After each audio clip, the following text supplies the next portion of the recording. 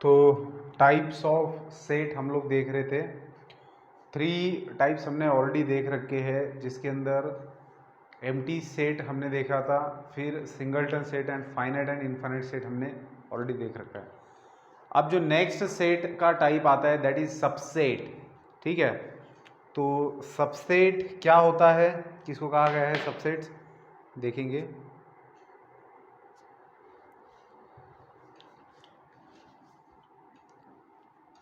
Subset इसको define कैसे किया है, तो देखिए आपके पास 2 सेट है।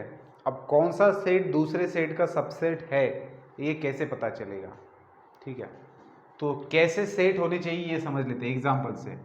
ए सेट है मेरे पास जिसके अंदर एलिमेंट्स है ए बी सी 1 2, ठीक है, और दूसरा सेट है मेरे पास बी जिसके अंदर एलिमेंट्स है ए बी सी 1 2 3। ठीक है, अब इन 2 सेट्स में आपको क्या दिखाई दे रहा है। हम लोग अगर सिंपली ऑब्जर्वेशन करें तो हमारे ऑब्जर्वेशन में क्या आता है कि ए सेट के अंदर जितने भी एलिमेंट्स हैं सारे के सारे बी सेट में अवेलेबल है, लेकिन एक एक्स्ट्रा भी एलिमेंट है। कौन सा, ये वाला। जब ऐसा सिचुएशन होता है तब हम लोग कहते हैं कि जो ए सेट है that is subset of B. ठीक है, अब जो सबसेट का सिंबल होता है बेटा बेसिकली वो ऐसे होता है। तो पहले मैं सबसेट का मतलब बता देता हूँ आपको। तो सबसेट का मतलब क्या हुआ कि हमारी अगर जनरल भाषा में कहने की हम कोशिश करें तो एक सेट दूसरे सेट से एलिमेंट्स में छोटा है, लेकिन इसमें एक बात बहुत ज़्यादा समझनी ज़रूरी है कि अगर मान लो मेरे पास 2 सेट ऐसे है कि जिसके इसके अंदर ए बी है एंड इसके अंदर ए 1 2 है, अब इसमें से कोई भी किसी का सबसेट नहीं बनेगा, क्योंकि इस सेट का एक एलिमेंट इसके अंदर है लेकिन दूसरा भी होना चाहिए अगर ये इसका सबसेट है, या फिर इसको अगर इसका सबसेट बनना है तो इसके अंदर के सारे एलिमेंट्स इसके अंदर होने चाहिए और एक आध एलिमेंट ज़्यादा होना चाहिए। समझ रहे हो बात को, मतलब कोई भी सेट अगर दूसरे सेट का सबसेट बनता है तो कंडीशन क्या है, अगर इस सेट को इस सेट का सबसेट बनना है, A set is a subset of B, अगर ऐसा कहना है तो ए सेट के जितने भी एलिमेंट्स है वो बी के अंदर चाहिए और कम से कम एक एलिमेंट ज़्यादा चाहिए जो ए के अंदर नहीं है। ठीक है, तो बिल्कुल ये बात ध्यान में रखेंगे कि सबसेट, कोई भी सेट दूसरे सेट का सबसेट तभी बनता है जब उस सेट के अंदर के सारे एलिमेंट दूसरा सेट कंटेन कर रहा हो और उसके अलावा भी उसके अंदर ज़्यादा एलिमेंट हो, कम से कम एक ज़्यादा हो और ज़्यादा कितने भी हो सकते हैं। ठीक है, तो अब सबसेट जैसे मान लेते हैं, मानना नहीं है, सबसेट का नोटेशन क्या होता है, सिंबल क्या होता है जो हम लोग सबसेट यूज़ करते हैं। एक होता है कि A is a subset of B, हम लोग वर्ड में लिखेंगे, लेकिन अगर उसको सिंबॉलिकली लिखना है तो ये है सिंबल सबसेट के लिए।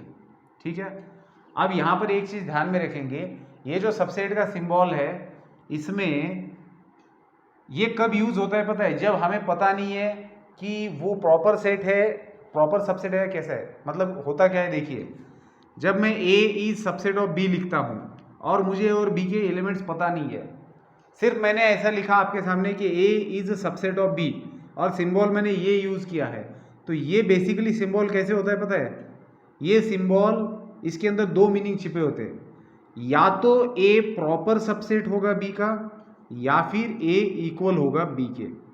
जैसे हम नंबर्स के बारे में लिखते हैं ना, ए इज लेस देन और इक्वल टू बी, तो इसमें 2 मीनिंग छिपे होते हैं कि या तो ए स्ट्रिक्टली लेस होगा बी से या फिर ए बी के बराबर भी हो सकता है। बस उसी हिसाब से ये वाला सिंबल यूज होता है। लेकिन जब आप ये नीचे का लाइन ना देते हुए आप लिखते हो कि ए इज सबसेट ऑफ बी, तब आपको 100% पता होता है कि ए के अंदर जितने एलिमेंट है वो सारे के सारे बी में है ही, लेकिन बी में कम से कम एक ऐसा एलिमेंट है जो ए में नहीं है। तब ऐसे सिचुएशन में इसको कहा जाता है प्रॉपर सबसेट, प्रॉपर सबसेट। तो ये वाला सिंबल तो सबसेट का तभी यूज होता है जब आपको दोनों के अंदर के एलिमेंट्स के बारे में पता नहीं है। मतलब अगर आपको किसी ने ये दे रखा है कि कोई एक सेट दूसरे सेट का सबसेट है, लेकिन आपको दोनों के अंदर के एलिमेंट्स के बारे में पता नहीं है, तब आप क्या कहते हो, दोनों पॉसिबिलिटी आप लिख देते हो कि या तो वो प्रॉपर सबसेट भी हो सकता है या दोनों इक्वल भी हो सकते हैं। समझ रहे हो बात को। सबसे पहले तो मेन चीज समझ लेना जो सबसेट का डेफिनेशन है। कि हम लोग A is subset of B तभी कह सकते हैं कि जब जितने भी एलिमेंट्स A के अंदर है उतने सारे के सारे एलिमेंट्स B के अंदर चाहिए और कम से कम एक एलिमेंट B के अंदर ज़्यादा चाहिए, ठीक है। तब क्या बन जाता है आपका A is subset of B बन जाता है। अब क्योंकि इसके अंदर दो इक्वालिटी भी आई है, तो अगर इससे क्या मतलब समझ में आता है कि हर सेट खुद का सबसेट होता है। मतलब जैसे मैंने A के अंदर दो एलिमेंट्स लिए हैं तो मैं लिख सकता हूँ कि A is a subset of B, ठीक है। Also A is a subset of A खुद का ही सबसेट है। हर सेट खुद का सबसेट होता है, ठीक है। पहले तो मुझे समझ में आना चाहिए कि आप लोगों को ये बात समझ में आई कि नहीं आई, सबसेट का मतलब समझे कि नहीं समझे, क्योंकि इसमें बहुत से बच्चे गलतियाँ कर देते हैं सबसेट का मतलब समझने में। तो सबसेट का क्या मतलब होता है, अगर हम जनरल एग्जांपल लेना चाहे तो देखिए, अगर हम लोग मैथमेटिक्स से टॉपिक है, ऐसा हम लोग पकड़ के चले कि 5वीं से 10वीं तक टोटल मैथमेटिक्स के 50 टॉपिक होते हैं, ऐसा मानते हैं हम लोग, ठीक है। अब कोई बच्चा 10वीं पास कर चुका है और हमने ऐसा एज्यूम किया है कि उसको जितने भी जिस स्टैंडर्ड में जितने टॉपिक्स थे उसने सारे अच्छे से किए हैं। तो जो बच्चा 10वीं पास हुआ है उसको कितने टॉपिक्स आते हैं, उसको 50 टॉपिक आते हैं। और मान लेते हैं कि 9th तक जो बच्चा है उसको 40 टॉपिक्स है। तो जो बच्चा 9th जिसने पास कर रखी है और जो 10th में गया है, मतलब एक बच्चा 9th में एक 10th में है, तो 9th पास किया है 10th पास किया। अब जिस बच्चे ने 9th पास किया है मतलब वो 10th में गया, और जिसने 10th पास किया मतलब वो 11th में गया। तो बच्चा हमारे पास 10th वाला और 11th वाला है। जो बच्चा 10th में है मतलब जिसने अभी पास नहीं किया, जिसने जस्ट एंटर किया है, उसको कितने टॉपिक का ज्ञान है, उसको 40 टॉपिक का ज्ञान है। लेकिन जो बच्चा 11th में गया है उसने अभी 11th का स्टडी स्टार्ट नहीं किया, लेकिन क्योंकि उसने 10th तक पढ़ रखा है तो 10th तक 50 टॉपिक थे तो उसको 50 टॉपिक का ज्ञान है। लेकिन यहाँ पर बात क्या हो रही है कि जो 10th वाला बच्चा है जो 9th तक के सारे टॉपिक जानता है, जिन 40 टॉपिक को वो बच्चा जानता है उन 40 टॉपिक को 11th वाला बच्चा जानता है, उसके अलावा और 10 टॉपिक जानता है। तो हम लोग उस कंसिडरेशन में उस पर्टिकुलर कंडीशन में हम लोग कह सकते हैं कि जो बच्चा 10th में है that is a subset of दूसरा बच्चा जो 11th में पढ़ रहा है। नॉलेज के बारे में, उस कंटेंट के बारे में बात कर रहा हूँ, ठीक है। जैसे बात करेंगे तो मैं आपको पढ़ाता हूँ, इसका मतलब आपसे मुझे थोड़ी ज़्यादा जानकारी है मैथमेटिक्स के बारे में, तो आप लोग सभी मेरा सबसेट हो गए। अब मुझसे ज़्यादा आलोक सर जानते हैं तो मैं आलोक सर का सबसेट बन गया। आई बात समझ में, ठीक है। अगर नंबर सिस्टम के बारे में मैं आपको बताऊँ तो हमने नंबर सिस्टम जाना ही है। नेचुरल नंबर होता है, होल नंबर होता है, इंटीजर्स होता है, रैशनल होता है, इरेशनल होता है एंड रियल नंबर होता है। ये हमने हमारे स्टैंडर्ड नंबर सिस्टम है, स्टैंडर्ड सेट्स है। तो देखिए नेचुरल नंबर जो होता है वो प्रॉपर सबसेट होता है होल नंबर का। मैं यहां पर ये वाला सिंबल क्यों नहीं दे रहा हूं सबसेट का, क्योंकि मुझे परफेक्टली पता है कि नेचुरल नंबर के सेट में जितने नंबर होते हैं वो सारे के सारे होल नंबर के सेट में होते हैं, लेकिन होल नंबर में एक ज़्यादा है जो कि 0 है। तो मुझे पता है कि ये natural number is proper subset of whole number. याद रखना, जब मैं सिर्फ इतना सिंबल यूज करता हूँ, सिर्फ ये वाला आधा, तो ये प्रॉपर सबसेट होता है। मतलब ये सेट जो होता है वो प्रॉपर सबसेट होता है किसका, इसका, मतलब वो प्रॉपरली छोटा है, ठीक है।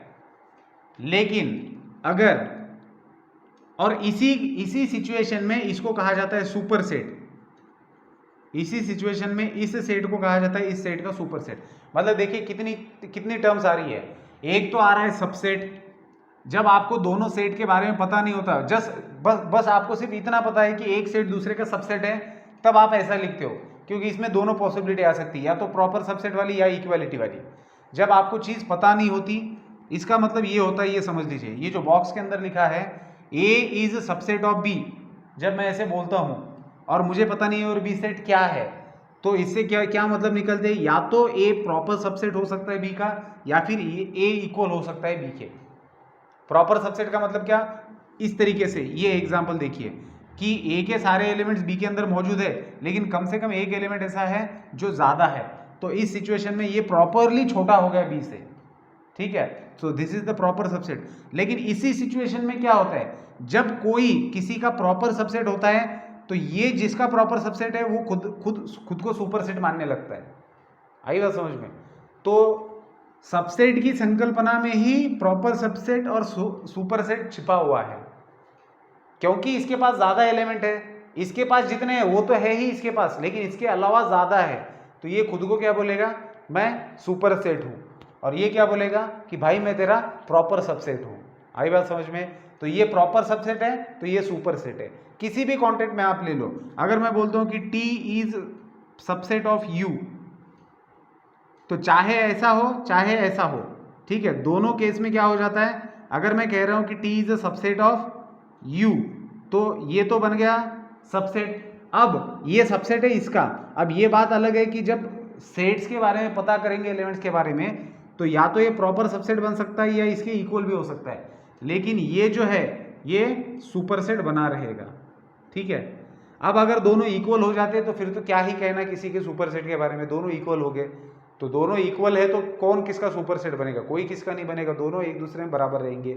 तो सुपर सेट तो तभी आता है कि जब प्रॉपर सबसेट की बात होती है, ठीक है। तो मेरे ख्याल से आप लोगों को सबसेट का मतलब समझ में आ गया होगा। अब अगर इन जनरल बात करें हम लोग, हाँ, तो मैं स्टैंडर्ड नोटेशन की बात कर रहा था। नेचुरल नंबर का जो सेट होता है वो होल नंबर का प्रॉपर सबसेट होता है, क्योंकि नेचुरल नंबर के सेट में नंबर क्या होते हैं, 1 2 3 अप टू इन्फिनिटी होते हैं, और होल नंबर में क्या होता है, ये तो सारे होते ही है, ये सारे के सारे रहेंगे, लेकिन 0 एक्स्ट्रा है। अब अगर हम बात करते हैं इंटीजर्स की, तो इंटीजर्स में ये सारे के सारे हैं, 0 1 2 3 सब है, लेकिन इनके अलावा लेफ्ट में इसके पास नेगेटिव नंबर्स भी है इन्फिनिटी तक। मतलब इंटीजर इन दोनों का भी बाप बन गया, समझ रहे हो बात को, इंटीजर इन दोनों का भी बाप बन गया। मतलब नेचुरल नंबर प्रॉपर सबसेट है होल नंबर का, उसी के साथ में नेचुरल नंबर प्रॉपर सबसेट है इंटीजर्स का, और इंटीजर है सुपर सेट होल नंबर का, और integer super set natural number का है। होल नंबर जो है वो इंटीजर का सबसेट है। अब अगर हम बात करेंगे रैशनल नंबर की, तो रैशनल नंबर इन तीनों को भी अपने आप में संभाल लेता है, ठीक है। तो नेचुरल नंबर इन तीनों का भी सुपर सेट बन गया, और इंटीजर इसका सबसेट बन गया। अब क्यू डैश को नहीं ले सकते, क्यू डैश की अपनी अलग दुनिया है, ठीक है। क्यू डैश क्या होता है, क्यू डैश इरेशनल होता है, तो उसकी अपनी अलग दुनिया है, ठीक है। लेकिन अगर मैं बात करूंगा रियल नंबर की, तो रियल नंबर सबसे बड़ा है जो सबको अपने अंदर समा लेता है, तो रियल नंबर को हम इन सबका सुपर सेट कह सकते हैं, ठीक है। तो ये तो स्टैंडर्ड नोटेशन में मैंने आपको बताया कि सबसेट का मतलब क्या होता है, जो हमारे स्टैंडर्ड सेट है, not notation set, standard set में भी ये चीज़ आपको देखने को मिलती है। तो मेरे ख्याल से सबसेट का अगर मतलब समझ गए हैं, वैसे एग्जाम्पल सॉल्व करते समय भी इसका जिक्र होगा। तो अब बात करते हैं कि कुछ नोट्स लिखे जाएंगे, नोट समझेंगे कुछ इंपॉर्टेंट चीज़ें अगर सबसेट समझे हैं तो। क्या कि फाई जो होता है हमारा एम्प्टी सेट, वो किसी भी सेट का सबसेट होता है, ठीक है। जो फाई होता है, देखिए आप अगर कोई भी सेट लेते हो तो एम्प्टी सेट तो हमेशा उसका सबसेट रहेगा, क्योंकि एम्प्टी सेट के अंदर कुछ भी नहीं है। सो अगर मान लो कि मेरे पास एक सेट लिखा हुआ है, दैट इज सेट ए, ठीक है, मैं एक सेट लिखता हूं। अब सबसेट का मतलब आप लोग समझ गए हो, तो क्वेश्चन ऐसा भी आ सकता है कि किसी भी सेट के लिए आप कितने सबसेट लिख सकते हो। आपके पास ए सेट है दिया हुआ, ठीक है, मेरे पास ए सेट है जिसके अंदर 3 एलिमेंट्स है, ए सेट है जिसके अंदर 3 एलिमेंट्स है, इसके आप कितने सबसेट लिख सकते हो, ऐसा क्वेश्चन है। तो हमेशा याद रखना कि दो तो इसके सबसेट होते ही है, एक होता है phi that is empty set, और दूसरा होता है ये खुद ए, क्योंकि हर कोई अपना खुद का सबसेट होगा पहली बात, और एम्प्टी सेट भी हर सेट का सबसेट होता है। तो कोई भी दुनिया का सेट उठा के देख लो, उसको मिनिमम 2 सबसेट होते ही है, एक होता है फाई और दूसरा होता है वो खुद, तो दो तो सबसेट होते ही है। अब इसके कितने सबसेट्स बन सकते हैं, अगर सबसेट की डेफिनेशन आपको समझ में आई है तो आप लोग वो बता सकते हो कि किसी भी दिए हुए सेट के कितने सबसेट आप लिख सकते हो। तो सबसेट का मतलब क्या होता है, इस सेट का अगर मुझे सबसेट ढूंढना है तो मुझे ऐसा सेट लेना होगा कि जिसके अंदर के एलिमेंट्स जो है वो सारे के सारे इसके अंदर हो, बात समझ में आ रही है, और इससे कम हो उसके अंदर। मतलब जैसे मैं सिंगलटन ए लिख सकता हूँ, सिंगलटन बी लिख सकता हूँ, सिंगलटन सी, ये सारे के सारे सेट है, सिंगलटन सेट है ये। तो ये इसका सबसेट है, फिर ये सेट भी इसका सबसेट है, ये सेट भी इसका सबसेट है। समझ रहे हो? हम लोग लिख क्या रहे हैं बेटा, हम इस सेट के जितने भी सबसेट बन सकते हैं वो लिख रहे हैं। तो कितने सबसेट बन सकते हैं इसके, ये एक बना, ये दूसरा बना, ये तीसरा बना।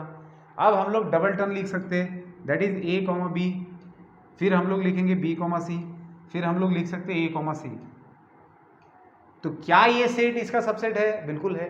क्या ये सेट इसका सबसेट है? बिल्कुल है। क्यों? क्योंकि इस सेट के अंदर मैंने यहाँ पर नोटेशन नहीं दिया, तो आप मतलब ये मत होना, कंफ्यूज मत होना। ये एक सेट है, इसको आप किसी भी नोटेशन से डिनोट कर सकते हो ऐसे, ठीक है। लेकिन हमें कई सारे सेट लिखने हैं, इसलिए मैंने नोटेशन के ऊपर ध्यान नहीं दिया। तो ये हमारे सामने एक सेट है। अब क्या ये सेट इसका सबसेट है, कैसे समझेंगे? तो इसके अंदर कितने एलिमेंट है? 2 एलिमेंट है। क्या 2 के 2 एलिमेंट ये सेट कंटेंट कर रहा है इसके अंदर? है, बिल्कुल है। और इसके अलावा एक और ज़्यादा एलिमेंट है इसके अंदर। अब इसके अलावा कोई और सेट है जो इसका सबसेट बन सकता है? तो आंसर है नहीं। तो इस सेट के टोटल कितने सबसेट बने? 1 2 3 4 5 6 7 8। तो गौर फरमाइए कि इस सेट में टोटल एलिमेंट्स कितने थे? नंबर ऑफ एलिमेंट्स थे इसके अंदर 3। तो इसके सबसेट्स कितने बने? सबसेट्स कितने आए इसके? 8। अगर आप नंबर ऑफ एलिमेंट्स लेते हो 2, एक और सेट हम लोग लेते हैं 1, 2 और इसका सबसेट खोजने चले जाते हैं, तो फाई तो इसका सबसेट रहेगा ही, वो खुद भी रहेगा, फिर सिंगलटन रहेगा एंड एक और सिंगलटन रहेगा। इसके अलावा कोई और हो सकता है? बिल्कुल नहीं।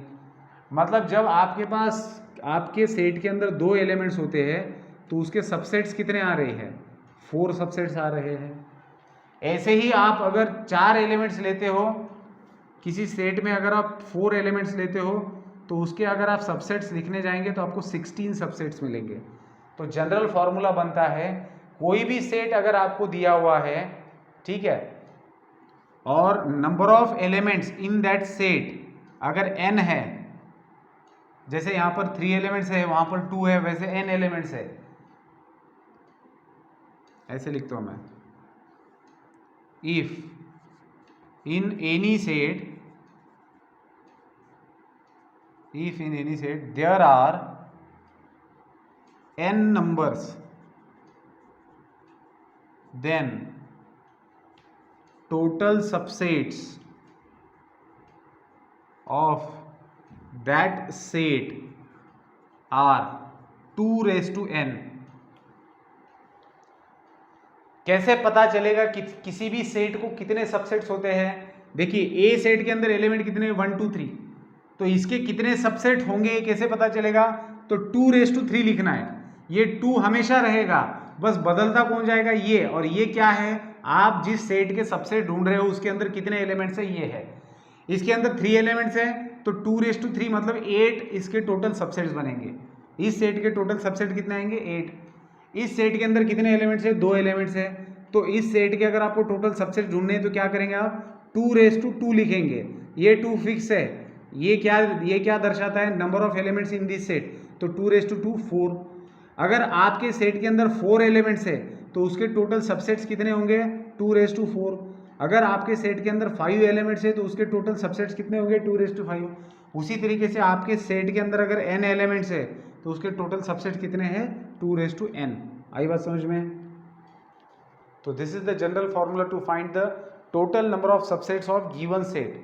किसी भी दिए हुए सेट के अगर आप सबसेट्स निकालना चाहते हो, कितने सबसेट्स उसके बनते हैं, तो वो फॉर्मूला है 2n। तो सबसेट का मतलब मैंने आपको समझा दिया है।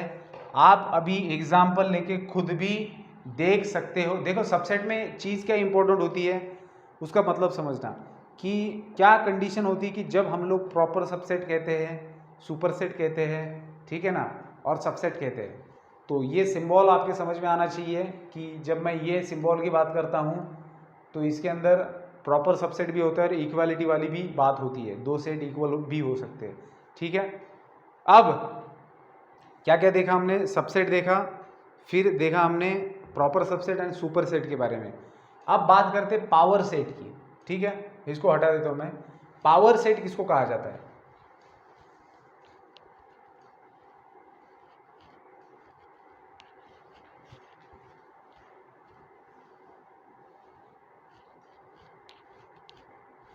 पावर सेट की बात करेंगे,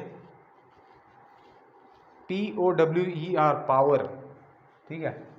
सो पावर सेट का मतलब क्या होता है? अब पावर सेट किसका? तो हमारे पास कोई भी एक सेट है, जैसे मान लेते हैं अभी हमने सेट लिया था ए सेट, जिसके अंदर एलिमेंट्स थे ABC, ठीक है। तो पावर सेट ऑफ ए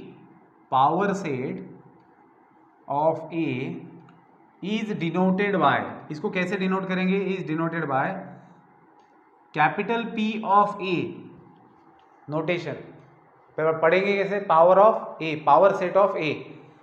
और इसको डिफाइन कैसे किया जाता है? देखिए, पावर सेट किसका है? किसी भी दिए गए सेट का पावर सेट का मतलब क्या होता है? तो यहां पर मैं लिख रहा हूं, तो ये भी एक सेट होता है, लेकिन जब मैं किसी सेट का पावर सेट लिखता हूं तो उस सेट के जितने भी सबसेट्स होते हैं वो इसके अंदर आते हैं। तो इस सेट के कितने सबसेट है? इसके पहला तो फाई है, दूसरा ये खुद ए है, फिर तीसरा singleton A, singleton B, singleton C, फिर doubleton A B, B C and C A. समझ रहे हो बात को? अब याद रखना, अब तक जो हमने सेट देखे थे उसके अंदर एलिमेंट थे। पावर सेट ऐसा सेट होता है कि जिसके अंदर के एलिमेंट्स भी सेट होते हैं। पावर सेट ऑफ ए मतलब क्या? ए एक दिया हुआ सेट है, उसके टोटल सबसेट्स फाइंड आउट कीजिए, टोटल सबसेट्स फाइंड आउट करेंगे और उन सबसेट का जो सेट होता है उसको कहा जाता है पावर सेट। मेरे पास ए नाम का सेट था, इसके सारे सबसेट्स मेरे पास थे, उसको मैंने कर्ली ब्रैकेट में डाल दिया, तो उनका एक सेट बना, मतलब सबसेट्स का सेट जो होता है उसको कहा जाता है पावर सेट। तो हमेशा याद रखना, पावर सेट किसी भी सेट का जब आप पावर सेट लिखते हो तो उसके अंदर टोटल नंबर ऑफ एलिमेंट्स कितने हैं। जैसे ये पावर सेट ऑफ ए है, तो अगर मुझे n ऑफ p ऑफ ए लिखना है, n ऑफ p ऑफ ए का मतलब क्या? पावर सेट ऑफ ए जो है उसके अंदर कितने नंबर ऑफ एलिमेंट्स है, number of elements of p of A, मतलब इस सेट के अंदर कितने एलिमेंट है। तो ये एक सेट मतलब एक एलिमेंट होता है, 1 element, 2 element, 3 element, 4 element, 5 element, 6 element, 7 element and 8 element. आई बात समझ में? जब आपको पावर सेट के एलिमेंट गिनने के लिए कहेंगे तो ऐसे मत गिनना कि ये 1 2 3 4 5 6 फिर 7 8, ऐसे नहीं। सेट ही एक एलिमेंट होता है इसके लिए, पावर सेट के लिए। तो याद रखना कि power set of given set क्या होता है? किसी भी सेट का जब आप पावर सेट लिखते हो तो उस सेट के जितने भी सबसेट्स होते हैं उनका वो सेट होता है, ठीक है। तो number of elements in power set क्या होता है? 2n, वेयर n क्या होता है? नंबर ऑफ एलिमेंट्स इन ए, जो दिया गया सेट है उसके अंदर के जितने भी एलिमेंट्स है वो यहाँ पर आएंगे। जैसे यहाँ पर कितने एलिमेंट्स है? ए सेट के अंदर 3 एलिमेंट्स है, तो 3 यहाँ पर लिखेंगे तो 2 क्यूब का वैल्यू आएगा 8। तो पावर सेट ऑफ ए के अंदर कितने एलिमेंट्स आ रहे हैं? 8 एलिमेंट्स आ रहे हैं, ठीक है। तो पावर सेट का आपको मतलब समझ गया होगा। तो इसके बाद में, पावर सेट के बाद में आता है equal set, equivalent set and फिर आता है यूनिवर्सल सेट, ठीक है। इसको हटा देता हूं मैं। बात करेंगे इक्वल सेट की। इक्वल तो नाम से ही पता चलता है, दो सेट को इक्वल कब कहेंगे?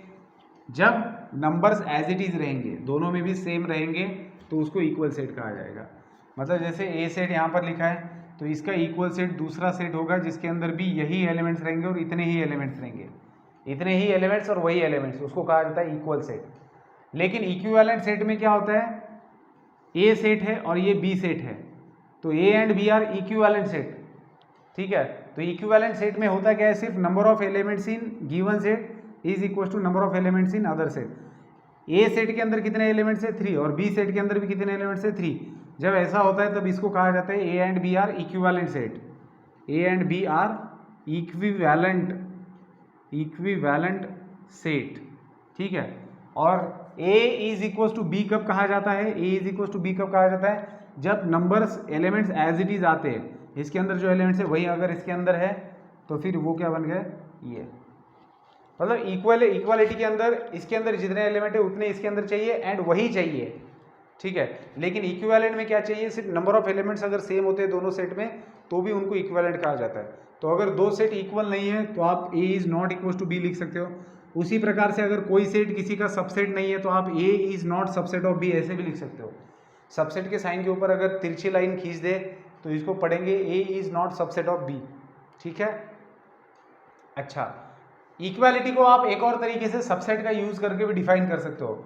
दो सेट को आप इक्वल तब कहेंगे जब if A is subset of B and also B is subset of A, तब ऐसे सिचुएशन में ए एंड बी इक्वल होते हैं। इसका मतलब समझ रहे हो, अगर ए बी का सबसेट है लेकिन बी भी ए का सबसेट है तो इसका मतलब क्या हो, दोनों सेम होने चाहिए, अदरवाइज ये कैसे पॉसिबल होगा, समझ रहे हो।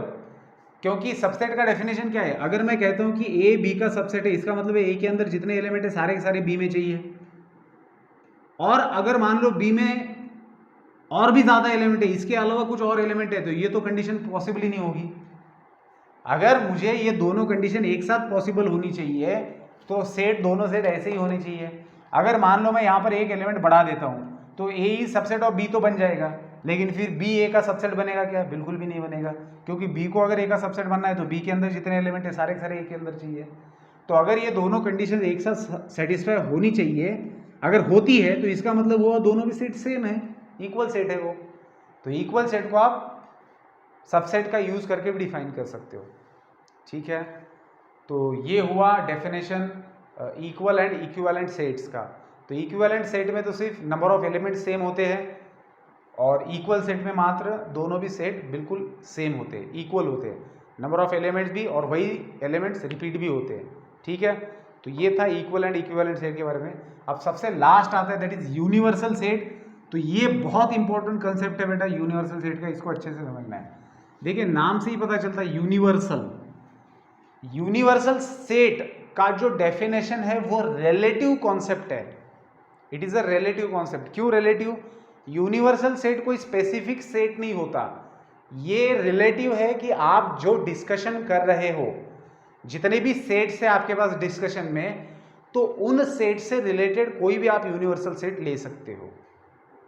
फॉर एग्जाम्पल अगर मान लो मैं एक सेट लेता हूं 1,2, दूसरा सेट मैंने लिया 2,3, तीसरा सेट मैंने लिया ए बी सी एंड चौथा सेट मैंने लिया डी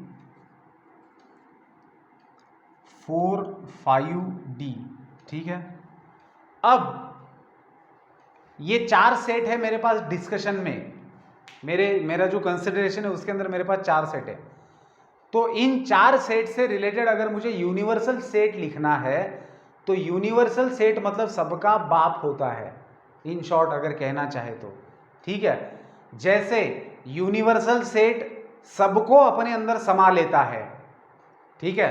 तो यूनिवर्सल सेट क्या होता है, यूनिवर्सल सेट क्या होता है, यूनिवर्सल सेट मतलब इन डिस्कशन के अंदर यूनिवर्सल सेट इन सबको अपने अंदर समा लेगा, इन सबको अपने अंदर समा लेगा।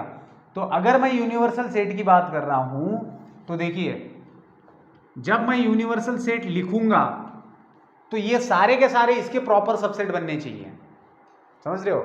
मतलब यूनिवर्सल सेट कोई पर्टिकुलर सेट नहीं होता कि आप इसको डिफाइन करेंगे कि बेटा ये सेट यूनिवर्सल सेट होता है, ऐसे नहीं। आपके डिस्कशन के अनुसार आप यूनिवर्सल सेट लिख सकते हो। जैसे अभी 1,2 यूनिवर्सल सेट में ले लेना, फिर 2,3 है 3 लेंगे क्योंकि 2 ऑलरेडी आ चुका है, फिर ए बी सी ले लेंगे और फिर 4 5 डी ले लेंगे। तो ये मिनिमम इतने एलिमेंट्स आपके यूनिवर्सल सेट में आएंगे। फिर आपकी मर्जी, आप और भी ले सकते हो, जैसे ई एफ जी लिया, 100 लिया, कुछ भी लिख दो। मैं तब तक इस सेट को इन सभी का यूनिवर्सल सेट नहीं कह सकता जब तक इन सब ये सारे के सारे इसके प्रॉपर सेट बनने चाहिए, प्रॉपर सबसेट बनने चाहिए। मतलब ये इन सब का बाप है, ये जो सेट मैं लिख रहा हूं ये इन सब का बाप होना चाहिए। बाप का मतलब क्या कि इसके अंदर ये सारे सेट जो भी एलिमेंट कंटेन कर रहे हैं ना, तो वो सारे के सारे इसके अंदर है, उसके अलावा भी और बहुत ज्यादा है, ठीक है। तो इस वाले कॉन्टेक्स्ट के लिए ये यूनिवर्सल सेट बन गया। समझ रहे हो बात? यूनिवर्सल सेट में यही बहुत बड़ी गलती कर देते हैं कि यूनिवर्सल सेट जो होता है वो कोई फिक्स्ड रिजिड कॉन्सेप्ट नहीं है कि बस आप इसको यूनिवर्सल सेट मान लेना। उस पर्टिकुलर कॉन्वर्सेशन में, उस पर्टिकुलर कंडीशन में हम जो कुछ भी डिस्कशन कर रहे हैं, जितने भी सेट अंडर डिस्कशन है, उन सेट्स के लिए हम लोग यूनिवर्सल सेट डिफाइन कर सकते हैं। फिर वो आप कितना भी बड़ा ले सकते हो, लेकिन मिनिमम उतना होना चाहिए कि जो इन सभी सेट्स को अपने अंदर संभाले। फॉर एग्जाम्पल मैं कहता हूं कि आप औरंगाबाद के अंदर, ये जो औरंगाबाद सिटी है, इस सिटी के अंदर आप जितने भी मैथमेटिक्स के टीचर हैं जो 11th-12th में पढ़ाते हैं जेई के लिए, आप सभी टीचर्स ले लीजिए, ठीक है? आपने सभी टीचर्स ले लिए, जितने भी टीचर्स है, मुझे नहीं पता कितने टीचर्स है 11th-12th पढ़ाने वाले, तो ये जितने भी टीचर्स है 11th-12th पढ़ाते हैं, तो इन सब में आपस में नॉलेज कम ज़्यादा हो सकती है। जैसे यहाँ पर मान लीजिए ये एक मैथमेटिक्स का टीचर है, इसके पास इतना कंटेंट अवेलेबल है, फिर ये मैथमेटिक्स का टीचर है, इसके पास इतना नॉलेज अवेलेबल है, फिर एक मैथमेटिक्स का टीचर है, इसके पास इतना नॉलेज अवेलेबल है, फिर एक मैथमेटिक्स का टीचर है, इसके पास इतना। अब एक मैथमेटिक्स का टीचर है जिनका नाम है आलोक सर, ठीक है? तो आलोक सर है यूनिवर्सल सेट, सबका बाप। आलोक सर सबको अपने अंदर समा सकते हैं नॉलेज के बारे में। सारे के सारे मैथमेटिक्स के टीचर जितने भी औरंगाबाद में पढ़ाते हैं, ये सारे के सारे सबसेट है आलोक सर के। मतलब ऐसा मान लो कि मैं हूं, मुझे अगर 10 टॉपिक आते हैं तो वो 10 टॉपिक आलोक सर को पता है, उसके अलावा आलोक सर को 1000 टॉपिक पता है। अब कोई और टीचर है जो खुद को आईआईटी का बताता है, मतलब जो पढ़ाता है आईआईटी के लिए, मैं ये नहीं कह रहा हूं कि वो कम है, मैं ये कह रहा हूं कि वो सबसेट है आलोक सर का। क्योंकि अगर उसको 20 टॉपिक आते हैं, उसको मेरे से ज़्यादा आता होगा, लेकिन वो आलोक सर का सबसेट है। फिर एक और टीचर है, उसको कुछ आता है, लेकिन वो फिर भी आलोक सर का सबसेट है। तो औरंगाबाद के लिए आलोक सर बन गए यूनिवर्सल सेट। समझ रहे हो आप बात को? इस प्रॉपर सिटी के लिए आलोक सर यूनिवर्सल सेट है। हाँ, अगर हम ये वाला डिस्कशन बढ़ा के अगर थ्रू आउट इंडिया चले जाए तो हो सकता है कि आलोक सर भी किसी का सबसेट बन जाए, या फिर उस समय में भी वो यूनिवर्सल सेट हो सकते हैं, लेकिन मुझे पता नहीं है। अब औरंगाबाद के मैक्सिमम टीचर को मैं जानता हूं, इसलिए मैं ये बोल सकता हूं कि आलोक सर यूनिवर्सल सेट हो सकते हैं। बात समझ रहे हो आप? तो पर्टिकुलर डिस्कशन की बात है यहां पर कि अगर मैं औरंगाबाद सिटी के टीचर्स की बात कर रहा हूं तो उसमें आलोक सर यूनिवर्सल सेट बन गए, फिजिक्स में नवीन सर यूनिवर्सल सेट बन गए। इस तरीके से आप बात को समझना। तो इस हिसाब से आप जो डिस्कशन ले रहे हो सेट में, आपके डिस्कशन में जितने सेट दिए हैं उसके हिसाब से आप यूनिवर्सल सेट लिखेंगे। जैसे मेरे पास मान लीजिए इनके अलावा मैं और नए सेट लेता हूं। मेरे पास एक सेट है जिसके अंदर 1 है, फिर दूसरा सेट है मेरे पास जिसके अंदर 2 है, फिर तीसरा सेट है जिसके अंदर 3 है। अब इन तीनों के लिए मुझे यूनिवर्सल सेट लिखना है। हमेशा यूनिवर्सल सेट हम यू से डिनोट करते हैं, तो यूनिवर्सल सेट में हम लोग लिखेंगे 1 2 3 4। अब 1 2 3 ये तीनों को यूनिवर्सल सेट समा ले रहा है। उसके अलावा मैंने एक ज्यादा लिख दिया, नहीं भी लिखेंगे, इतना भी रखेंगे तो भी सफिशिएंट है। यूनिवर्सल सेट खुद को यूनिवर्सल तभी कहेगा ना, यूनिवर्स का मतलब क्या होता है? उसके अंदर हमारी पृथ्वी जो है, हमारी जो अर्थ है, वो क्या है? वो मिट्टी के कण के बराबर भी नहीं है पूरे यूनिवर्स में अगर बात करेंगे। इसीलिए तो हमारी अर्थ हमारे लिए बहुत बड़ी लग सकती है, लेकिन यूनिवर्स के कंपैरिजन में अर्थ कुछ भी नहीं है। बात समझ रहे हो आप? तो उस हिसाब से मैं बोल रहा हूं कि जब कोई खुद को यूनिवर्स कहता है, इसका मतलब उसके अंदर क्षमता होती है कि वो बाकी लोगों को अपने अंदर संभाले। उस हिसाब से मैं बोल रहा हूं कि जितने भी टीचर्स है उनके सबके नॉलेज को आलोक सर समा सकते हैं अपने अंदर, और उससे ज्यादा भी उनके पास कंटेंट पड़ा है, तो अपने आप इस डिस्कशन के लिए वो बन गए यूनिवर्सल सेट। आई बात समझ में? ठीक है। तो ये बात बहुत से टीचर को भी मैंने गलत पढ़ाते हुए देखा है यूनिवर्सल सेट के बारे में। उनको ऐसा लगता है कि यूनिवर्सल सेट कोई फिक्स्ड सेट है। जैसे बहुत से लोग बता देते हैं कि रियल नंबर का सेट यूनिवर्सल सेट है। भैया किस डिस्कशन में बात हो रही है ये समझना बहुत जरूरी है।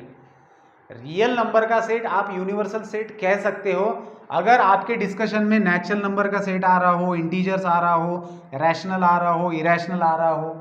मतलब आपके पास ये 4 सेट दिए हैं, तो इन सब के लिए ये भाई साहब यूनिवर्सल बन सकते हैं। ठीक है। लेकिन आपके डिस्कशन में अगर कॉम्प्लेक्स नंबर का सेट भी आ रहा है तो फिर ये कैसे बनेगा यूनिवर्सल, समझ रहे हो।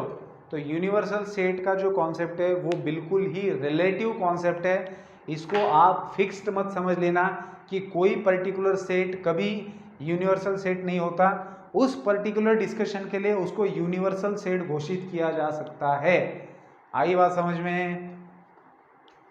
तो ये था बेटा यूनिवर्सल सेट का कॉन्सेप्ट, और अगर यूनिवर्सल सेट समझे हो तो आगे आपको कॉम्प्लीमेंट ऑफ अ सेट समझने में मदद होगी। यूनिवर्सल सेट और सबसेट, ये दो कॉन्सेप्ट ऐसे हैं जो सेट थ्योरी के अंदर इंपॉर्टेंट है, ठीक है। फिर ऑपरेशन ऑन सेट तो है ही। तो ये थे टाइप्स ऑफ सेट।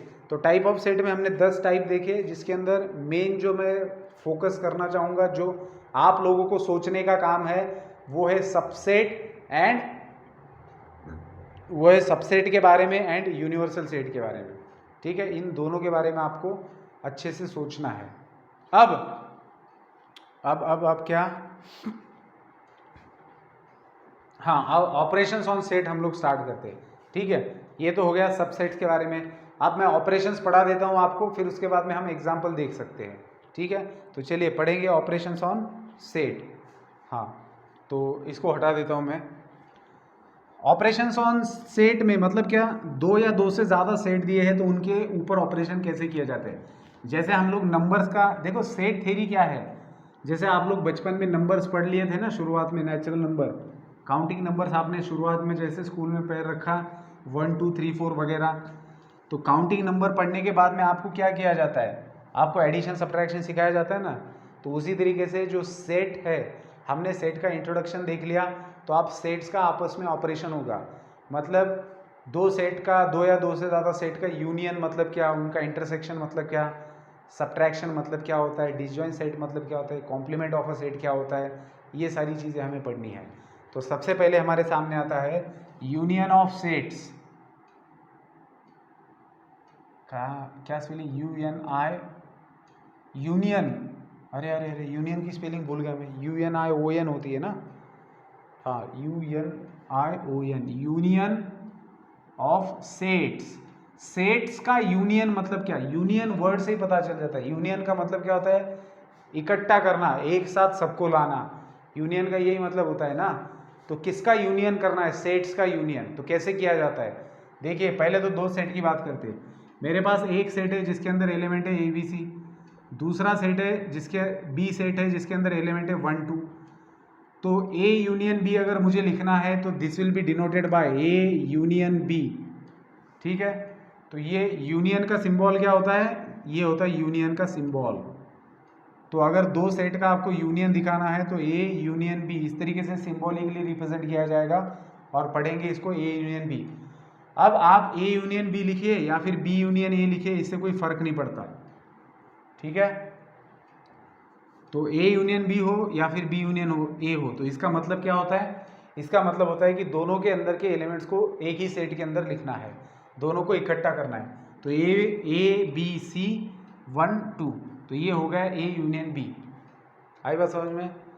तो A यूनियन B का सिंपली मीनिंग है कि दोनों सेट्स के अंदर के एलिमेंट्स को एक साथ लिख दीजिए, उसको कहा जाएगा दोनों का यूनियन। अब अगर कोई नंबर रिपीट होता है तो मैंने पहले ही कहा है कि सेट के अंदर नंबर्स को रिपीट नहीं करना है। जैसे मान लीजिए कि आपके पास इस सेट के अंदर मैं 1 2 3 लिखता हूँ और इसमें 1 2 ही रहने देता हूँ। अब अगर मुझे A यूनियन B लिखना है तो कैसे लिखूंगा मैं, A यूनियन B लिखना है तो पहले सेट के अंदर के 1 2 3 लिखे, अब 1 और 2 फिर से रिपीट हुआ है तो लिखने की ज़रूरत नहीं, बस हो गया। तो बेसिकली A यूनियन B को कैसे अगर आप सेट बिल्डर फॉर्म में इसको डिफाइन करना चाहे तो A union B is the set of all x such that x belongs to A और x बिलोंग्स टू B। आई बात समझ में।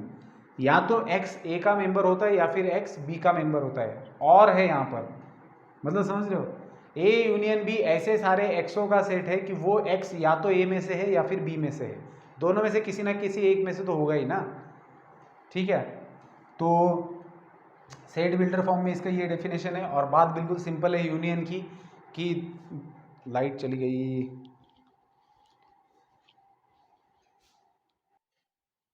हाँ, तो मैं कह रहा था कि यूनियन का मतलब क्या होता है बेटा, बिल्कुल सिंपल है। कितने भी सेट दिए हुए रहने दो, आप सबके एलिमेंट्स को इकट्ठा कीजिए। बस अगर रिपीट हो रहा है तो फिर मत लिखना उसको। मतलब ऐसा नहीं कि आपको ए यूनियन बी लिखने के लेगा है तो ए के सारे एलिमेंट लिख दिए फिर बी के भी सारे लिख रहे हो, ऐसा नहीं करना है। मतलब किसी ने लिख दिया 1 2 3 और फिर लिख रहा है भाई 1 2, अरे 1 2 तो पहले ही आ चुका है ना, तो क्यों लिखना है फिर से। आई बात समझ में। तो ऐसे आप कितने भी सेट का यूनियन लिख सकते हो, जरूरी नहीं कि 2 ही सेट का हो। अगर 3 सेट का हो तो A union B union C, 4 हो तो यूनियन डी, 5 हो तो यूनियन ई। और मतलब क्या, पांचों सेट के एलिमेंट्स इकट्ठा करने हैं। ठीक है, तो इसको कहा जाता है यूनियन ऑफ 2 और मोर देन 2 सेट्स। अब इसको वेन डायग्राम से कैसे रिप्रेजेंट किया जाता है, जितने भी सेट्स में ऑपरेशन होते हैं उनको वेन डायग्राम से कैसे रिप्रेजेंट करते हैं ये हम लोग देखने वाले हैं। यूनियन ऑफ 2 सेट्स को वेन डायग्राम से कैसे रिप्रेजेंट किया जाता है, तो देखिए, एक तो बाहर यूनिवर्सल सेट रहेगा आपका जो भी रहेगा, और अंदर अगर इसको मैं ए कहता हूं और इसको बी कहता हूं, ठीक है, तो ए यूनियन बी कौन सा रहेगा आपका, ये जो शेडेड पोर्शन है ये पूरा का पूरा ए यूनियन बी है। ठीक है, ये बाहर यूनिवर्सल सेट है, रेक्टेंगल मतलब यूनिवर्सल सेट है, क्योंकि इनको खुद के अंदर समाने वाला भी तो कोई ना कोई होगा ना, तो ये तरीका होता है लिखने का। तो ए बी है, हो सकता है इन दोनों में कोई कॉमन पार्ट भी है, कोई सिर्फ ए में है कोई सिर्फ बी में मौजूद है, लेकिन ए यूनियन बी कौन है, जो दोनों के अंदर भी मौजूद है।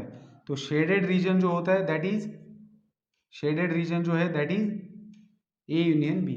ठीक है, तो शेडेड रीजन को हम ए यूनियन बी कहेंगे। तो अगर मुझे वेन डायग्राम से ए यूनियन बी दिखाना है तो वो इस तरीके से दिखाना होगा। अब इसके बाद में आता है बेटा इंटरसेक्शन ऑफ सेट्स। जैसे यूनियन ऑफ सेट हमने देखा, तो सेकंड ऑपरेशन आता है इंटरसेक्शन, इंटरसेक्शन ऑफ सेट्स। तो पहले 2 सेट्स का ही हम लोग इंटरसेक्शन देखेंगे। इंटरसेक्शन जब 2 सेट का लिया जाता है तब उसका मतलब होता है कि दोनों सेट के अंदर जो कॉमन एलिमेंट्स है उनको एक साथ लिखना।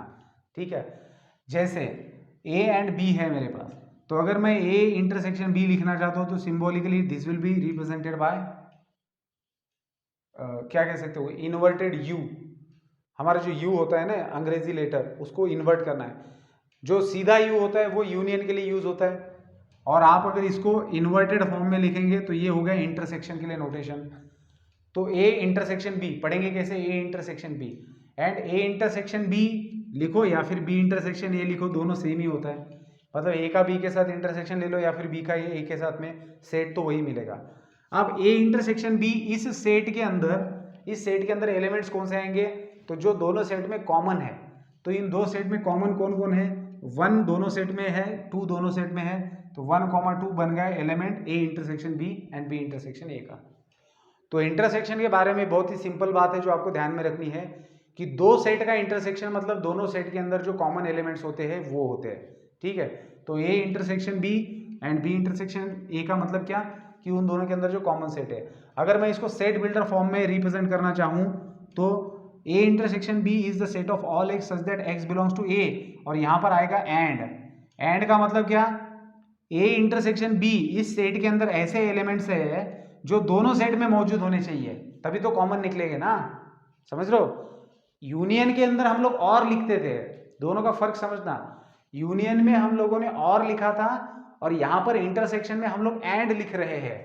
यूनियन में क्या लिखा था मैंने, और लिखा था यहां पर, और इंटरसेक्शन में हम लोग एंड लिख रहे हैं। दोनों में फर्क क्या होता है, जब मैं कहता हूं कि A intersection B is the set of all X such that X belongs to A and X belongs to B, मतलब आपका जो इस सेट के अंदर का एलिमेंट होगा वो दोनों में भी होना चाहिए, ये उसका मतलब है। तो इंटरसेक्शन में क्या होता है, जो दोनों सेट्स में कॉमन होता है वो आता है।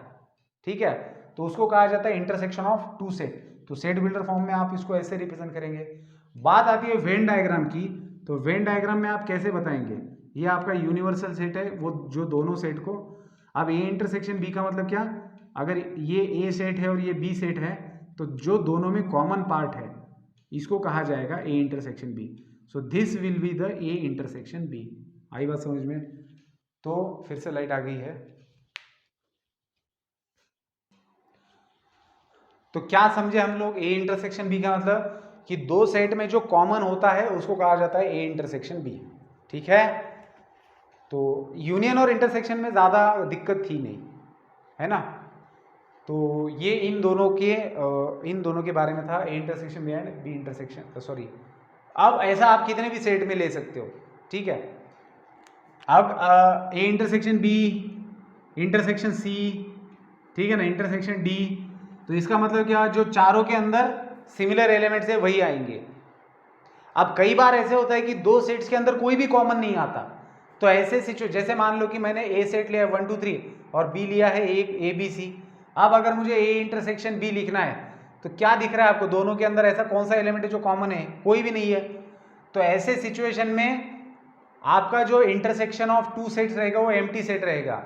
तो जब भी दो सेट्स का इंटरसेक्शन एम्प्टी सेट आता है तो उन दो सेट्स को डिसजॉइंट सेट कहा जाता है। तो A and B are disjoint, A and B are disjoint sets if A intersection B is phi.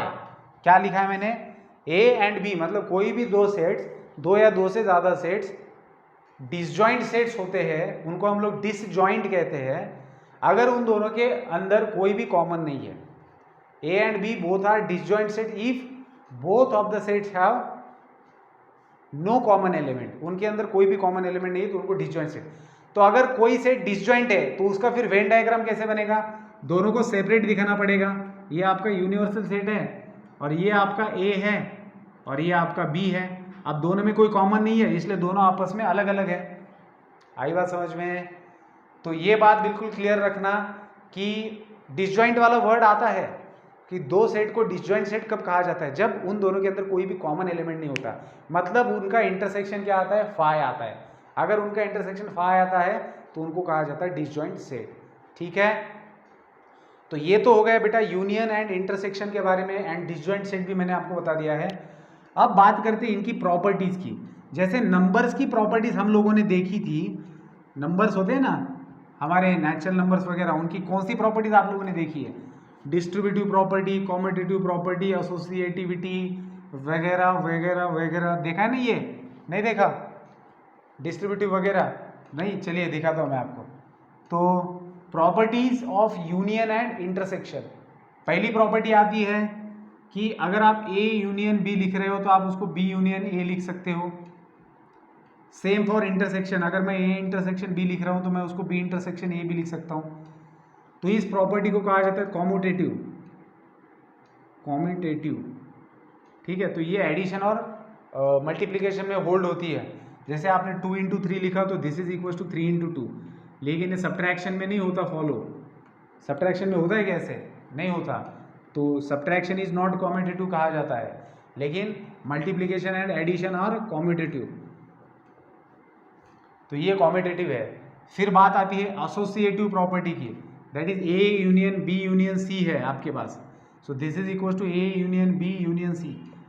और इंटरसेक्शन में भी वही बात है, अगर मेरे पास A intersection B intersection C है तो मैं इसको A intersection B intersection C लिख सकता हूँ। क्या मतलब हुआ इन दोनों का, एसोसिएशन है। अब यहाँ पर ब्रैकेट दिया है तो पहला प्रेफरेंस इसको जाएगा, मतलब आप इन दो सेट का यूनियन लेके जो नया सेट बनेगा उसका इसके साथ में यूनियन ले लो, या फिर इस सेट का इसके साथ में यूनियन लेके जो सेट बन रहा है उसका इसके साथ में ले लो। मतलब अगर आप ये ब्रैकेट इसकी जगह पर इन दोनों को पहले प्रेफरेंस देके करते हो तो भी दोनों का सेट सेम ही आएगा।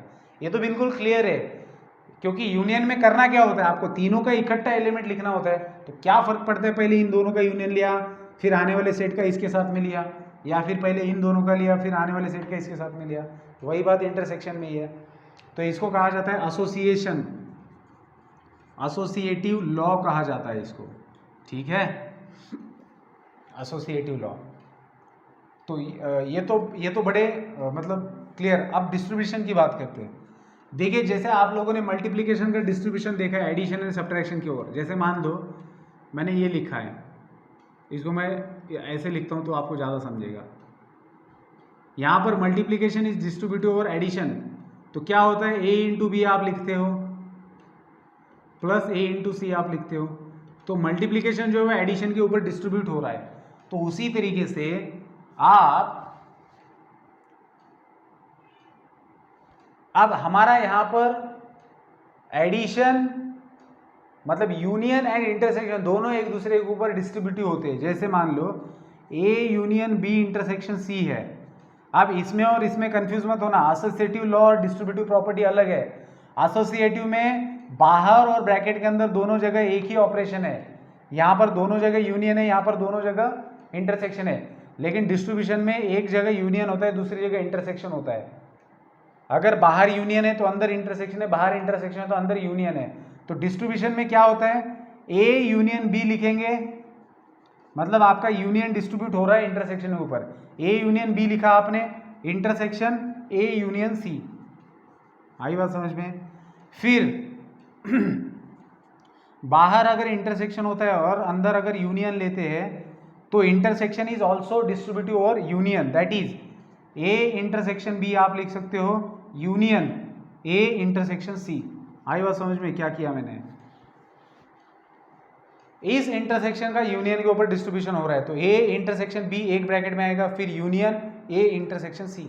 जैसे यहां पर करते थे सेम तरीके से होगा। तो मैं ये कहना चाहता हूं कि ऐसा हो सकता है सेट थ्योरी के अंदर भी, union can be distributed over intersection and intersection can be distributed over union. ठीक है, तो इसको कहा जाता है बेटा डिस्ट्रीब्यूटिव लॉ, डिस्ट्रीब्यूटिव लॉ।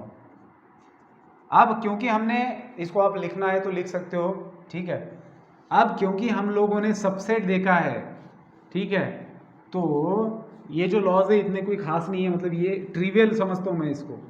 कोई भी बच्चा जिसको थोड़ी भी अक्ल है इसको ये बात समझ में आ जाती है, इसमें कोई बहुत बड़ी बात नहीं है। अब जो मैं लिखने जा रहा हूँ ये बहुत इंपॉर्टेंट है, जो सबसेट से रिलेटेड है, ठीक है। अब आप मुझे बताइए कि क्या मैं ऐसे लिख सकता हूँ A is a subset of A union B and B is a subset of A union B, ऐसा मैं लिख सकता हूँ क्या? आपका आंसर चाहिए यस, लिख सकते हो।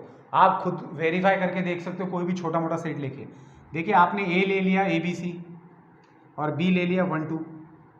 अब जब आप A यूनियन B लिखेंगे तो आपका A union B set obviously बहुत बड़ा होगा, क्योंकि दोनों को इकट्ठा करके लिखना है, ABC 1 2।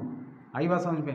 तो ऑब्वियसली ए यूनियन बी के अंदर का एक सेट तो उसके यूनियन से तो छोटा ही होगा। ए सेट ये है, बी सेट ए है और इनका यूनियन इतना बड़ा है, तो obviously A will be subset of A union B and B will be subset of A union B. तो वही लिखा है ना मैंने, A is a subset of A union B and B is a subset of A union B. आई बात समझ में? ठीक है। इससे विपरीत होता है ए इंटरसेक्शन बी में। ए इंटरसेक्शन बी जो होता है वो सबसेट होता है ए का, एंड ए इंटरसेक्शन बी होता है सबसेट बी का। ऐसा क्यों लिखा है मैंने? देखिए समझिए बात को। अब हम लोग क्या करते हैं, थोड़ा सा ऐसा लिखते हैं इसको। अब इसके लिए हम लोग इंटरसेक्शन लिखते हैं, इसका इंटरसेक्शन क्या होगा, A intersection B, A comma B होगा। अब क्योंकि इंटरसेक्शन में होता क्या है बेटा, इंटरसेक्शन में आपको सेट छोटा मिलता है। जब मैं ए एंड बी का इंटरसेक्शन ले रहा हूं तो उसके अंदर के सिर्फ कॉमन एलिमेंट्स ही मैं ले सकता हूं सेट के अंदर, तो ऑब्वियसली दिए गए सेट से कम ही एलिमेंट्स आ सकते हैं। ठीक है, तो A intersection B is a subset of A and A intersection B is a subset of B. Same यहां पर भी है, ठीक है, कि ए जो होता है वो ए यूनियन बी का सबसेट होता है, बी जो होता है वो ए यूनियन बी का सबसेट होता है। ठीक है, अगेन कुछ और भी प्रॉपर्टीज है। हाँ, सबसे महत्वपूर्ण क्या, कि अगर मैं किसी भी सेट का फाई के साथ में यूनियन लूं तो मुझे क्या मिलता है। किसी भी सेट का अगर मैं यूनिवर्सल सेट के साथ में यूनियन लूं तो मुझे क्या मिलेगा, ये आपको बताना है। देखिए फाई मतलब एम्प्टी सेट जिसके अंदर कुछ भी नहीं है, तो अगर आप किसी भी सेट का उसके साथ यूनियन करेंगे तो वही सेट दोबारा मिलेगा आपको। ये तो जीरो जैसी बात है ना, कि किसी नंबर को जीरो के अंदर ऐड कर दिया तो वही नंबर फिर से मिलेगा। तो ए यूनियन फाई मतलब ऐसा समझ लो कि ए सेट है आपके पास और दूसरा फाई है, फाई में तो कुछ नहीं है। अब ए का और फाई का यूनियन करना है तो ए बी सी ही आएगा, मतलब वही सेट फिर से मिलेगा। तो यूनियन अगर आप फाई के साथ लेते हो किसी सेट का तो वही सेट फिर से मिलता है। बात करते हैं अगर आप यूनियन लेते हो यूनिवर्सल सेट के साथ में तो आपको मिलेगा यूनिवर्सल सेट ही। क्योंकि अगर ये यूनिवर्सल सेट है तो ए का तो बाप बन गया, ये ए को तो कैसे भी अपने अंदर समा लेगा, तभी तो ये यूनिवर्सल सेट है। तो जब आप किसी भी सेट का यूनिवर्सल सेट के साथ में यूनियन लेते हो तो आपको यूनिवर्सल सेट मिलता है। अब इससे उल्टा होता है इंटरसेक्शन में।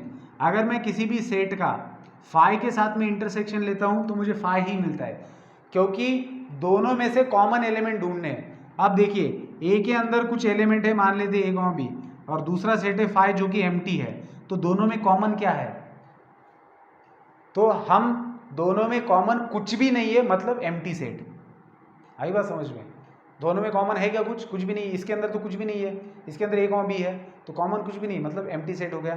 तो अगर आप किसी भी सेट का एम्प्टी सेट के साथ में इंटरसेक्शन लेते हो तो एम्प्टी सेट ही आता है, किसी भी सेट का एम्प्टी सेट के साथ यूनियन लेते हो तो वही सेट आता है। अब बात करते हैं कि कोई भी एक सेट दिया है, उसका आप इंटरसेक्शन लेते हो यूनिवर्सल सेट के साथ में।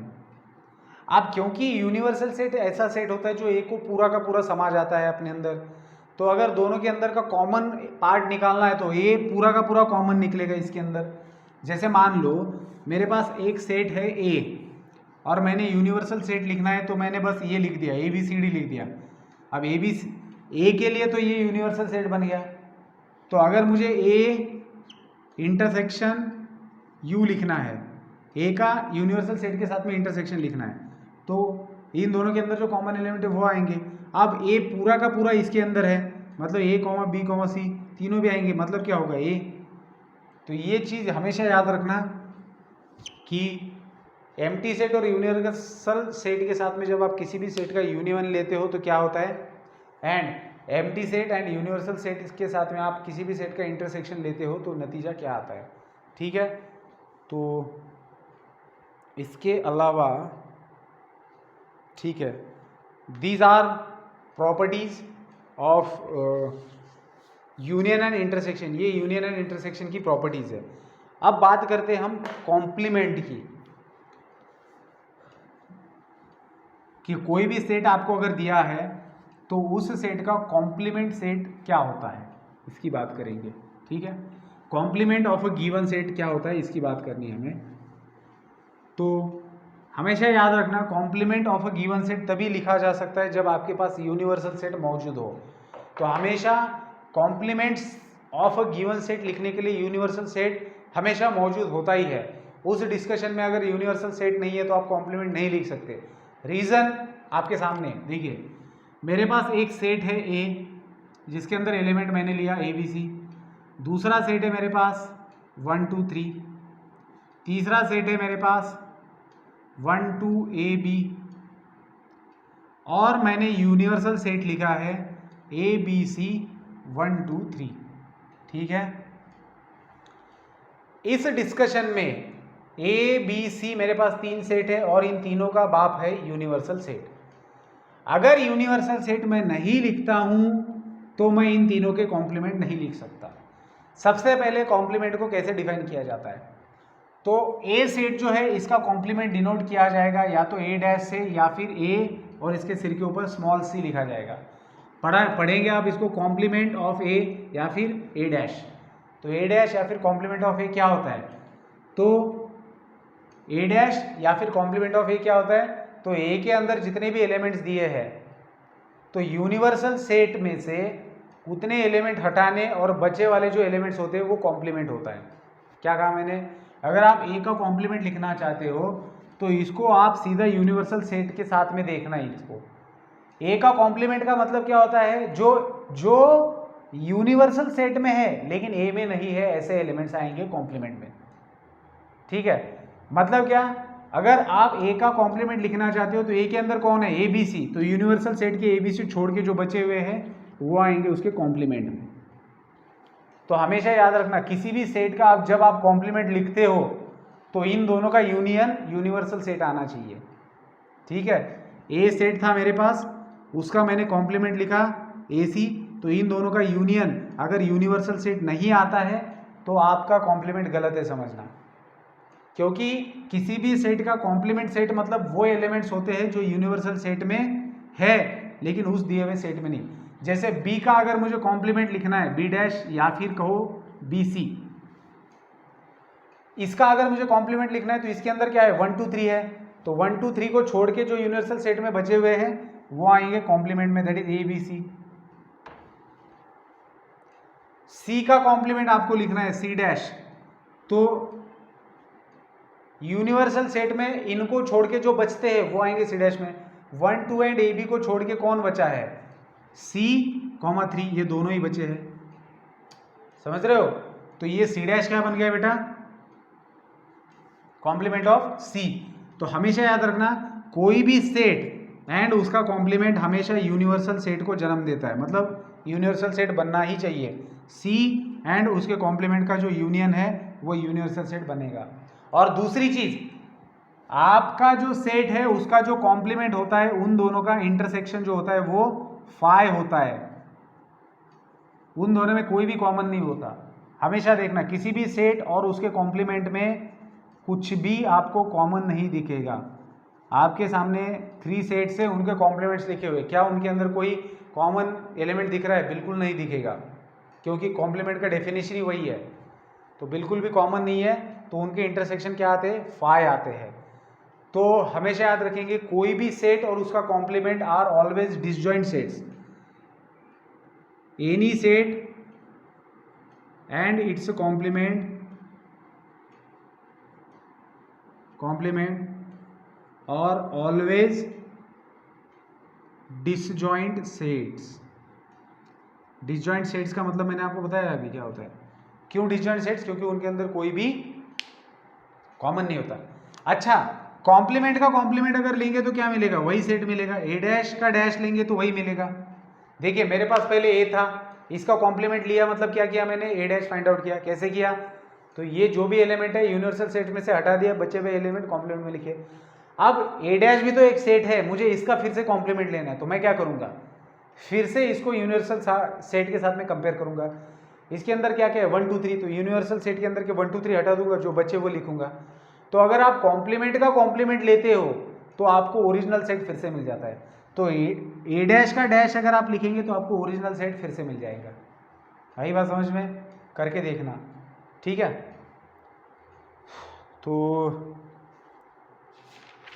ठीक है, कॉम्प्लीमेंट ऑफ सेट। हाँ, अब एक और चीज, अगर मैं एम्प्टी सेट का कॉम्प्लीमेंट लेता हूं तो क्या आएगा बताइए, एम्प्टी सेट। इसी डिस्कशन में मैं एक और सेट ऐड कर देता हूं, एम्प्टी सेट। तो अगर मुझे एम्प्टी सेट का कॉम्प्लीमेंट लिखना है तो एम्प्टी सेट के अंदर तो कुछ भी नहीं होता, तो यूनिवर्सल सेट पूरा का पूरा इसका कॉम्प्लीमेंट बन जाएगा। तो हमेशा याद रखेंगे कि complement of empty set that is F dash जो होता है वो हमेशा यूनिवर्सल सेट होता है। और इसके विपरीत अगर आप यूनिवर्सल सेट का कॉम्प्लीमेंट लेना चाहते हो, इसका भी तो आप कॉम्प्लीमेंट ले सकते हो, तो आपको क्या करना होता है कॉम्प्लीमेंट में, अगर मैं किसी सेट का कॉम्प्लीमेंट निकाल रहा हूं तो इसका मतलब क्या होता है, उस सेट के अंदर जो एलिमेंट्स है, ठीक है, तो उनको यूनिवर्सल सेट में हटाना होता है। तो मैं अगर यूनिवर्सल सेट का ही कॉम्प्लीमेंट लिखूंगा तो इसके अंदर तो सारे एलिमेंट्स है जो ये खुद ही यूनिवर्सल सेट है, मतलब सारे एलिमेंट्स हटाने पड़ेंगे। तो यूनिवर्सल सेट का कॉम्प्लीमेंट हमेशा एम्प्टी सेट होता है, ठीक है। एम्प्टी सेट का कॉम्प्लीमेंट हमेशा यूनिवर्सल सेट होगा एंड यूनिवर्सल सेट का कॉम्प्लीमेंट हमेशा एम्प्टी सेट होगा। मतलब समझ में आ रहा है कैसे। तो ये प्रॉपर्टीज थी, ठीक है।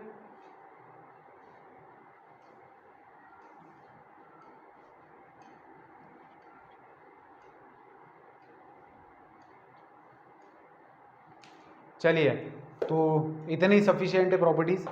अब अब इसके बाद में कुछ और चीज़ें बचती है जो हम लोग नेक्स्ट क्लास के अंदर डिस्कस करेंगे। पहले तो नेक्स्ट क्लास में मैं इसके ऊपर डिपेंडेंट एग्जांपल लूँगा, नहीं कुछ और ऑपरेशन है वो बताऊँगा। थ्योरी पूरी कंप्लीट कर देता हूँ नेक्स्ट क्लास में शुरुआत में, और फिर पूरा एक्सरसाइज सॉल्व करेंगे तो सेट खत्म हो जाएगा, ठीक है। और फिर मैं सेंगेज से जो मेंस की बुक है, बुक भी दिखा देता हूँ मैं आपको, 1 मिनट। हाँ,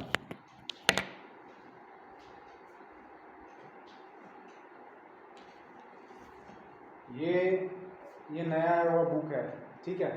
तो मेंस के लिए बुक है ये, तो इसमें से मैं पूरे एग्जाम्पल ले लूँगा आपको सेट्स के ऊपर डिपेंड है, ठीक है।